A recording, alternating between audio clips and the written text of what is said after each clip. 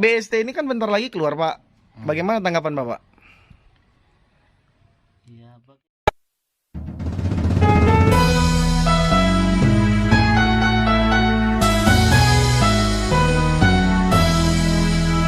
Kami PKSK pahlawan tanpa pamrih, mengabdi untuk Indonesia tercinta.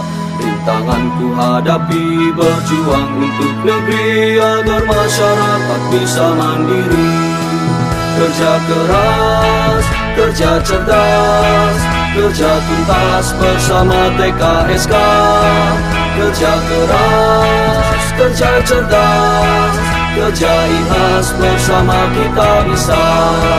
TKSK jaya, TKSK pasti jaya. Satu langkah nyata membangun negeri tercinta. Sejahtera semua berdaya dan bahagia.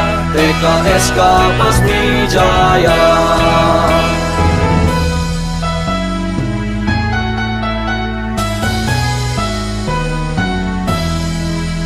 Pahlawan tanpa pamrih, berjuang untuk negeri agar masalah sosial teratasi.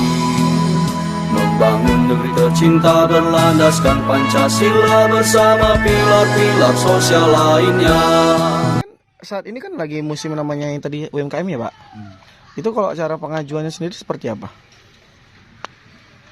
kalau UMKM ini sebenarnya lebih bagus yang kemarin itu secara online. Jadi, Secara online. Jadi masyarakat mendaftar secara online. Jadi kalau tidak dapat pun mereka diam, dapat pun mereka diam. Kalau sekarang kan dilibatkan pemerintahan desa. Jadi seolah-olah desa lah yang menentukan mereka dapat atau tidak. Padahal sebenarnya Padahal mereka itu salah kaprah. Penentunya juga dari dinas instansi terkait. koperasi ya, dinas koperasi ya. Berarti desa hanya menyampaikan atau mendaftarkan, memfasilitasi ya.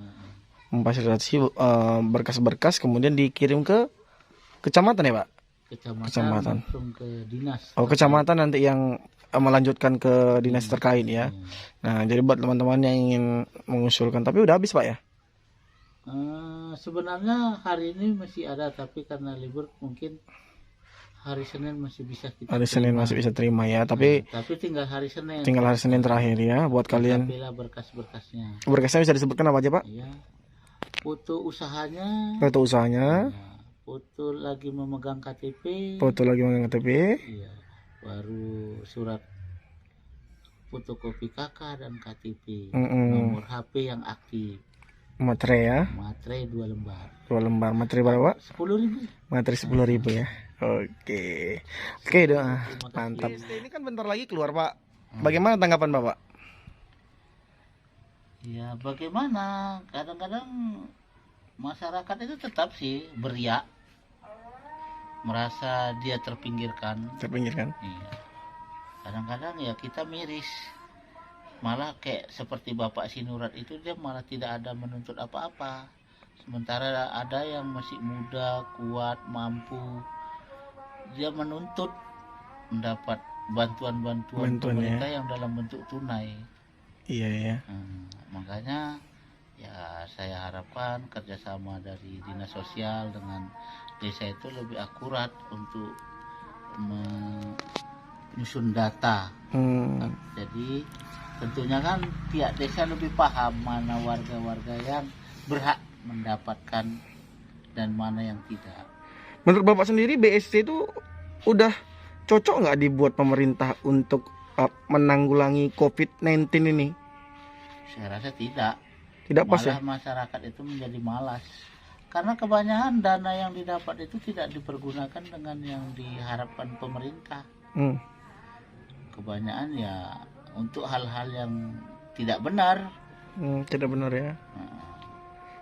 Jadi pemerintah juga ada membuat program BST kan, itu kan untuk orang yang terdampak COVID. Ada juga bantuan untuk UMKM. Nah, dikala ada bantuan susah, orang mendaftar untuk dapat bantuan susah. Dikala ada bantuan untuk UMKM, tiba-tiba orang jadi pengusaha. Bagaimana tanggapan Bapak? Ya itulah sifat orang Indonesia yang serakah dan tamak. seolah-olah bantuan yang diberikan pemerintah itu adalah dia merasa berhak semuanya. Padahal kemarin itu sudah kami sosialisasikan, BLT itu untuk memang warga yang tidak mampu. UKM itu adalah pengusaha, tapi mereka menganggap pihak pemerintahan desa itu selalu bilang mengakali, sama aja, padahal tidak. Kalau orang miskin itu tidak akan ada usahanya, karena untuk makan aja susah. Kalau pengusaha kan ada usahanya, jadi dia tidak masuk kategori miskin. Tapi itulah Indonesia, memang negara plus 62 ini penuh dengan keunikan ya. Kalau ada, yang penting bantuannya ya, nggak peduli dia. Mereka tidak pernah ditanya itu programnya apa. Yang penting dapat uang dan uang. Dan maunya mereka semua bantuan itu jatuh ke tangan mereka tanpa mempedulikan ada yang berhak paling membutuhkan. Iyalah, kayak sekarang ini kan lagi isu-isu hangatnya tentang UMKM ya kan. Semua masyarakat berbondong-bondong untuk mendapatkan UMKM. Padahal kadang-kadang usahanya pun tidak ada. Nah, dari pihak desa sendiri bagaimana mensiasati supaya tidak terjadi hal seperti itu lagi? Ya, seharusnya pemerintah itu, himbauan saya itu jangan lagi mengucurkan dana-dana tunai. Dana tunai ya? Sebaiknya pemerintah itu memberikan program-program padat karya sehingga mereka mau bekerja. Dengan bekerja baru kita beri dananya, tunainya. Artinya dengan mereka bekerja mereka mendapat gaji. Selama ini kan yang dijor-jorkan pemerintah itu tidak memberi kail, jadi masyarakat tidak berusaha, langsung memberi ikan. Setelah diberi ikan, ya masyarakat terakhir minta minyak gorengnya, minta bumbunya. Jadi pemerintahan desa tambah pening juga sih. Jadi harapan dari pemerintahan desa sekaligus Bapak ya seperti itu ya, tidak ada bantuan langsung tunai ya. Maunya bekerja dulu lah baru dapat bantuan ya kan. Diberikan program padat karya. Dengan begitu yang dikerjakan bermanfaat dan uangnya itu pun bisa bermanfaat. Dan lebih tepat sasaran ya. Tepat sasaran. Dengan gitu hasil manfaat padat karya itu kan bisa panjang gitu.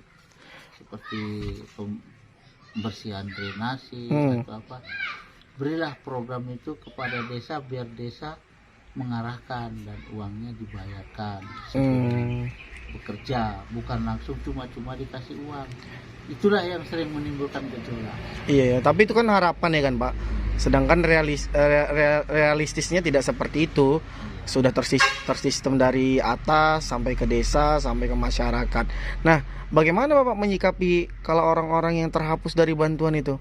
Pasti mencak-mencak kan? Oh, itu udah sering. Bahkan pintu saya sampai jebol. Oh iya. Karena saya saja bingung, kemarin mereka itu sebagai penerima PKH, tiba-tiba ada pemutusan yang kita sendiri pun pihak desa tidak mengetahui dan masyarakat nggak mau tahu, tahunya itu pemerintah desa lah yang memutuskannya. Makanya perlu ada koordinasi antar lembaga. Itu semua bukan saling mengkritik, artinya adanya koordinasi ini kita bisa mengantisipasi jawaban atau apa yang antisipasi saat, karena kalau udah warga itu datang ke rumah ya sedih kami para kepala dusun. Sedih ya. Karena nyatanya orang itu datang karena dia butuh. Ketika dia sudah mendapat pasti dia tidak akan ya bilang terima kasih pun enggak ya kan. Jadi sedihnya kita di situ kan, di saat susah. Tapi itulah memang ya Pak, hidup ini memang harus banyak mengabdi ya kan. Ya gitulah pekerja sosial, namanya relawan. Relawan ya. Atau inilah ini. Relawan ya. Apapun dikerjakan ya. Namanya relawan. Awak rela orang jadi lawan. Oh gitu ya. Jadi harapan saat ini dan kedepannya Pak gimana? Ya semoga Indonesia lebih baik lagi, isu virus COVID-19 ini segera berganti menjadi isu-isu yang lebih baik, lebih hangat ya, lebih bagus dan lebih baik. Ya mana tahu entah. Sehingga perekonomian itu bisa berjalan seperti biasanya. Karena memang COVID ini sangat berpengaruh ya terhadap perekonomian ya. Iya. khususnya Bukan Bang. hanya di Indonesia, di seluruh Di dunia ya. Heeh. Cuma memang dari segi pendidikan mungkin di Indonesia ini pemahaman mereka kurang. Kurang ya. Padahal sebenarnya pendidikan itu adalah hal yang paling penting karena disitulah yang bisa mengubah taraf ekonomi masyarakat, wawasan gitu ya Pak. Iya betul. Tapi karena program pendidikan Indonesia pun lebih banyak teorinya daripada Oh banyak teori ya daripada Jadi praktiknya. masyarakat lulusan kita itu hanya hafalan. Apa lain ya?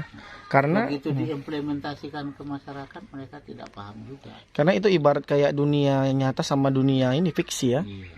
Teori itu adalah dunia fiksi, sementara dunia nyata belum tentu seperti itu ya. Iya. Makanya harapan saya program-program pendidikan itu lebih banyak prakteknya daripada Prakteknya, teorinya ya. ke depannya. Jadi begitu ada realisasi atau diterjun ke lapangan, mereka sudah paham dengan kondisi lapangan. Ini kebanyakan tidak, banyak lari dari lapangan. Kayak lari ya. Ya begitulah Pak. Ya mudah-mudahan kedepannya pendidikan di Indonesia ini jauh lebih maju ya kan. Paling tidak menjadi tolak ukur lah di Asia Tenggara gitu kan. Itu Iya. harapan saya. Heeh. Karena memang ya, kenapa pendidikan di negara-negara tetangga bahkan apa seperti Vietnam itu mereka pendidikan praktek lebih diutamakan daripada teori. Jadi mereka begitu lulus sambil sekolah mereka sudah paham apa yang akan dikerjakan dan apa. Gitu ya. Itu hasil survei saya dari beberapa negara Asia. Oh Masya Allah. Ngeri kali surveinya Pak sana ya. Dan saya harapkan pemerintah itu dalam membentuk UKM itu benar-benar jangan hanya sekedar lifestyle aja. Itu memang benar. Tirulah seperti negara Taiwan. Negara Taiwan ya. 95% perekonomiannya itu digerakkan UMKM. Jadi Taiwan itu walau banyak diboikot negara lain tapi dia tetap bisa berdiri. Karena apa? UMKM-nya menopang negaranya. Jadi mereka tidak mengandalkan konglomeratisasi tapi mereka mengandalkan UMKM-nya yang UMKM ya. lebih banyak menyerap